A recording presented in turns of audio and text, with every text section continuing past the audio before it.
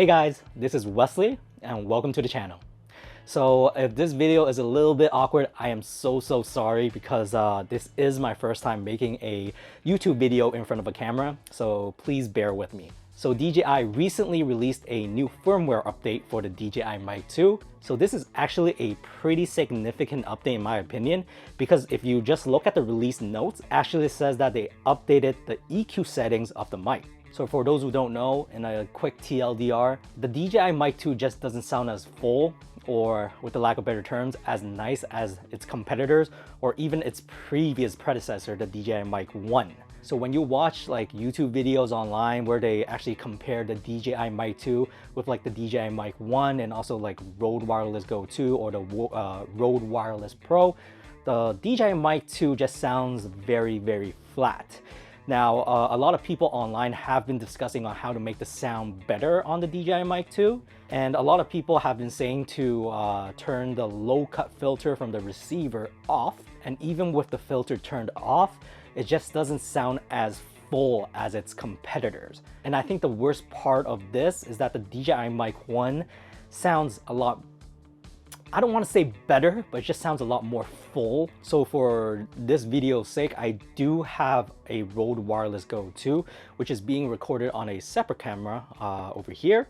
And then on my main camera right here where I've been talking to you, it's the DJI Mic 2. So right now, this whole video, you've been hearing the DJI Mic 2 before the update. So again, this is the DJI Mic 2. This is how it sounds like before the update, and this is pretty much a video to see if updating the DJI Mic 2 to the latest firmware that got released on August the 9th will change anything, or if it will make it better.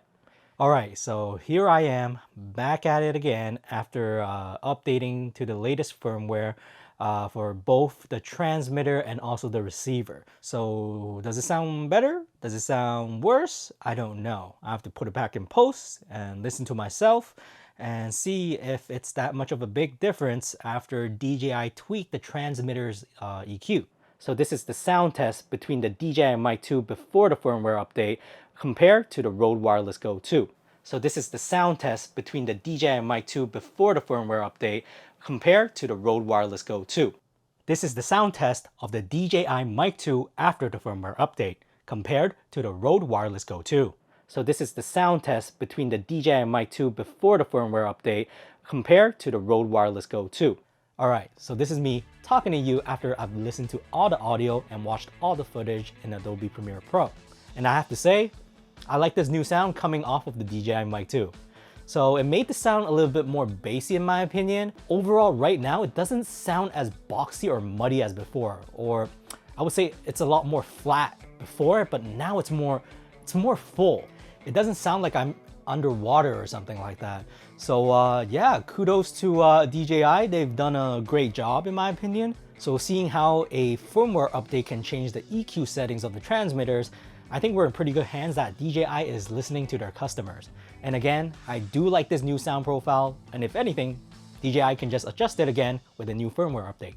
So for those who want to update to the latest firmware, all you have to do, go to DJI's website, or you can just simply on Google type in DJI Mic 2 firmware. First link usually gets to that page. Connect your receiver. For example, if you want to update that one first through USB-C, drag the receiver bin file to the receiver. Same as the transmitter. Make sure both of the transmitter and also the receiver is turned off. And you can see that once you turn the receiver on, it will start updated on itself. While for the transmitter, do the same thing, turn it on. You'll see that the green light will start to flash green and red. And once it only flashes green, then it means it has finished updating.